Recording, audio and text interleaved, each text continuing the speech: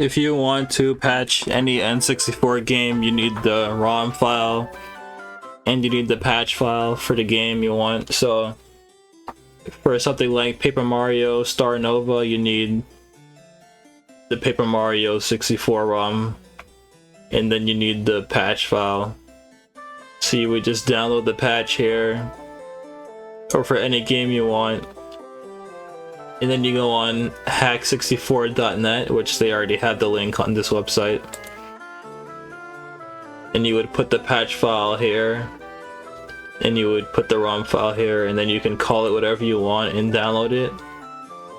So I called it Paper Mario Star Nova and saved it to where I have all my N64 games.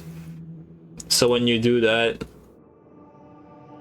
you can go on an emulator like Project 64, and then the game will just show up right here on the home screen, and you can just run it by clicking on it, and then you connect the controller, and that's it. It's that simple. Thanks for watching.